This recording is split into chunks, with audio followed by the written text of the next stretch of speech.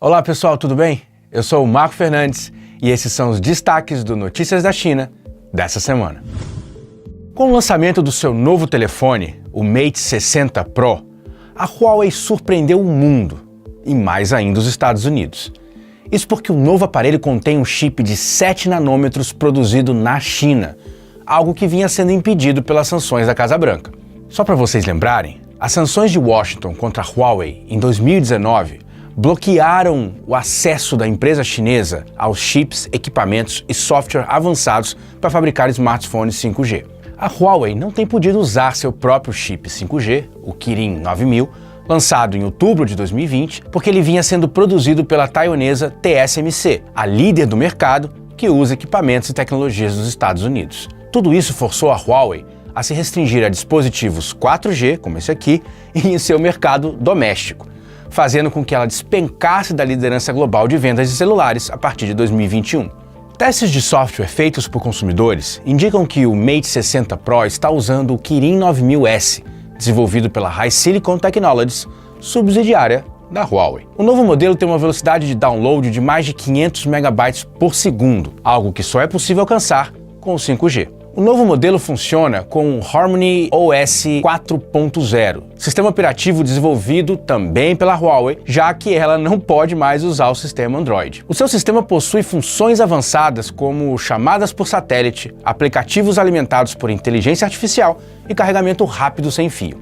Mas a empresa não revelou muitos detalhes sobre os componentes internos do aparelho.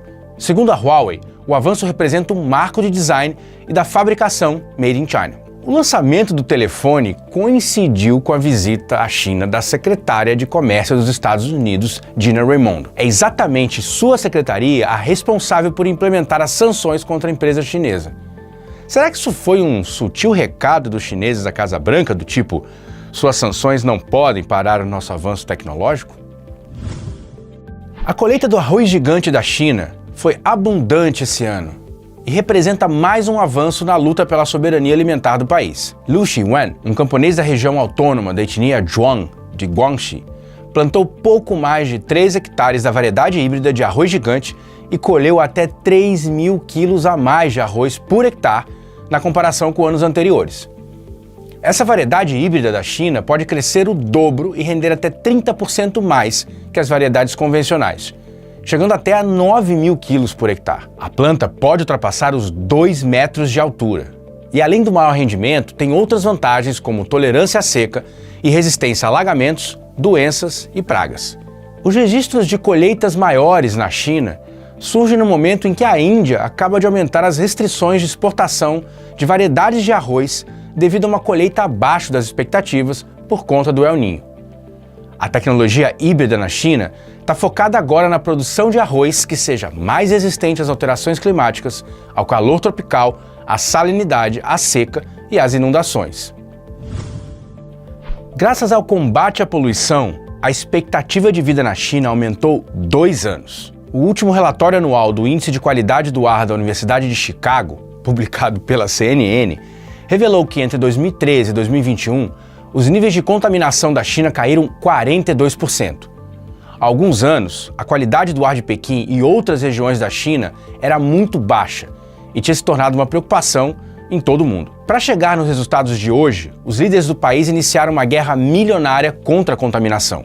O governo chinês limitou o número de automóveis nas principais cidades, proibiu novas plantas de carbono nas zonas mais contaminadas, estabeleceu metas de emissões e reduziu a atividade industrial altamente contaminante, como a fabricação de ferro e aço, entre outras medidas. Os níveis de poluição a nível mundial caíram levemente entre 2013 e 2021, mas segundo o relatório, essa queda é devida completamente ao progresso da China. As cidades chinesas dominavam as classificações mundiais de pior qualidade do ar do mundo. Algumas ainda hoje continuam nessas listas, mas em alguns casos foram superadas por cidades do sul da Ásia e do Oriente Médio. A China, que é responsável por cerca de 30% da produção industrial global, ainda enfrenta grandes desafios em termos de poluição atmosférica. Apesar do progresso nos últimos anos, continua sendo o 13º país mais poluído do mundo. E em Pequim, a poluição por partículas em suspensão, aqueles poluentes pequenininhos, mas altamente perigosos que podem escapar às defesas habituais do corpo humano, superem muito as diretrizes da OMS. Ela continua sendo, por exemplo, 40% mais elevada do que no condado mais poluído dos Estados Unidos. Você sabia que há 1 milhão de anos quase fomos extintos?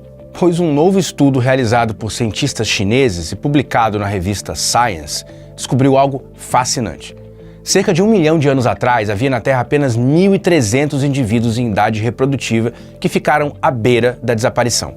Isso ocorreu durante uma era chamada de transição do início para o meio do Pleistoceno, que durou mais de 100 mil anos. Os ancestrais dos humanos modernos passaram por uma espécie de gargalo, um fenômeno evolutivo comum. O artigo sugere que razões climáticas poderiam ter explicado essa quase extinção, como eventos da era glacial ou um clima mais frio e seco tornando a caça por alimento mais difícil. O uso do fogo pode ter desempenhado um papel importante na recuperação da população após esse gargalo.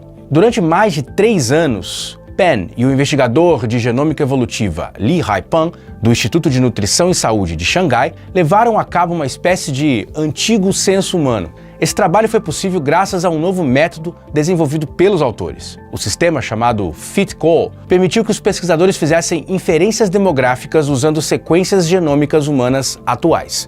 Cada genoma humano possui mais de 3 bilhões de bases genéticas ou letras de DNA, cada uma herdada dos nossos antepassados ao longo de centenas de milhares de anos. Isso criou um vasto registro da nossa história evolutiva. A tecnologia atual de sequenciamento de DNA facilitou significativamente o processo de decodificação. E aí, pessoal, gostaram das notícias dessa semana? Lembrando que a gente tem mais notícias no nosso boletim semanal, que você pode assinar no site dongshengnews.org/pt e receber no seu e-mail todo sábado. Não esqueça também, pessoal, de dar aquela curtida, se inscrever no canal, clicar no sininho e seguir a gente também no Twitter e no Instagram. Aquele abraço! Até a próxima, pessoal!